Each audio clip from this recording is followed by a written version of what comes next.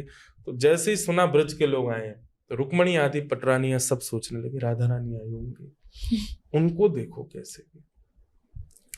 तो भगवान की पटरानियों की सुंदरता ऐसी कि जब वो निकलती थी भवनों से तो आकाश में अप्सराएं भी बादलों को आज्ञा करती थी कि धूप की किरण नहीं पड़ जाए इनके ऊपर, इतनी कोमल है भगवान की पत्नियां, उनके रूप लावण्य अद्भुत। तो जैसे ही ब्रज के शिविर में गई और कहा किशोरी जी कहाँ है, तो बोले सामने वाला जो शिविर है इसमें किशोरी जी हैं, आप चले जाओ। तो सब मान अभिमान और अपने रूप गर्विष्ठता को लेकर के जा रही थी भगवान की पत्नियां। तो जैसे ही उन्होंने प्रवेश किया तो सामने देखा घुंघराले केश, मृग नैनी, अद्भुत रूप कांति, अद्भुत रूप का सौंदर्य। वो रूप ही ऐसा था कि रुक्मणी आदियों को वहीं ही लगा कि हम कहाँ अपनी सुंदरता को मानते हैं, सुंदरता तो इसे कहते हैं। अच्छा, ऐसा सौंदर्य। रुक्मणी आदि सब मान रहित हो गई, सबके मन से अभिमान चला गया, वहीं बैठ गई और उनको देखने लगी।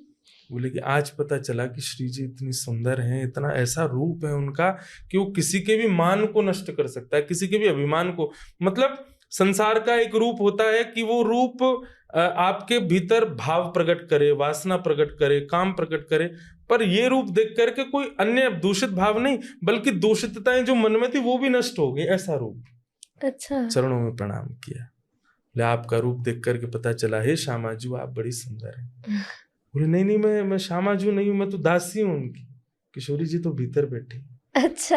और ये सुन करके तो रुक्मणी आदि वहीं बैठ गई। बोले कि हम नहीं देख पाएंगे, जिनकी दासी इतनी सुंदर है, हाँ। जिनकी दासी को देख करके हमारा अभिमान नष्ट हो रहा है, जिनकी दासी को देख करके हम ये तक भूल गए कि हम कृष्ण पटरानियां हैं, हम राजकन्याएं हैं, उसकी स्वामिनी को देख लेंगी तो क्या होगा। तो कहते हैं कि 8 पत्नियां गई थी भगवान की, 3 तो वहीं से लौट गई। बोले कि हम दासी के आगे देख ही नहीं पाएंगे, आप जाओ।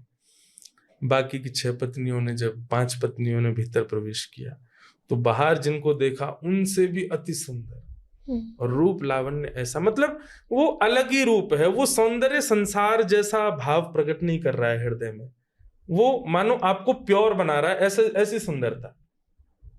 बोले आप किशोरी जी हैं? बोले नहीं मैं दासी हूँ, किशोरी जी भीतर है। करते करते एक ही रह गई, सारी पत्नियां चली गई। बोले कि भैया हम देख ही नहीं पाएंगे उनके रूप को। तब अंत में रुक्मणी जी जो भगवान की प्रथम पत्नी है, जैसे ही उन्होंने प्रवेश किया मुख्य शिविर में, असंख्य सुंदरियां बैठी हैं चारों ओर और गुणगान कर रही हैं, और बीच में एक शिला पर तप्त कांचन गौरांगी, बिल्कुल जैसा मानो कंचन मतलब स्वर्ण जैसा आवरण, अद्भुत केश श्रृंखला, अद्भुत नेत्र, सौम्यता मुख की, और वो रूप देख करके रुक्मणी जी मूर्छित हो गई वहीं पर। अच्छा, देख ही नहीं पाई।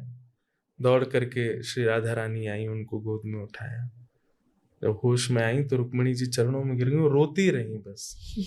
बोले मैंने सामान्य कन्या जाना आपको, मैंने सामान्य रूप जाना आपका, और वो उस रूप से ना जाने कितने दिन तक मैं द्रोह विद्वेष मन में मानती रही कि वो कैसी हैं, उनको देखेंगे, लेकिन आप वो नहीं है जो संसार आपको देखता है। आप तो अद्भुत हैं। आपको देख करके कृष्ण और प्रिय लग रहे हैं, आपको देख करके संसार की विषय वासनाएं नष्ट हो रही हैं, आपको देख करके मन हो रहा है कि मैं और भजन कर लूं, मैं और एकांत में बैठ करके ध्यान कर लूं, ऐसा आपका रूप है। और आज मैं एक बात कहना चाहती हूँ रुक्मणी जी से। तो किशोरी जी बोली क्या, कि मैंने जीवन में कभी नहीं सोचा कि मैं श्री कृष्ण के बगैर रहूं, पर मैं आज कहती हूँ कि मैं उनको छोड़ दूंगी लेकिन आपको नहीं छोड़ सकती। मैं आपके चरणों में रहना चाहती हूँ, आप मुझे बस अपने दासी बना करके ले चलो, ऐसा किशोरी जी का रूप। तब किशोरी जी ने हृदय से लगाया। बोले मेरी एक बात मानोगी? हाँ। वचन दो मानोगी? बोले हाँ मानूंगी, आप जो कहेंगी सो करूंगी। बोले कृष्ण मेरा हृदय है, सदा उनके पास रहो, उनका ध्यान रखो। और ये कहकर के रुक्मणी जी को वापस भेजा।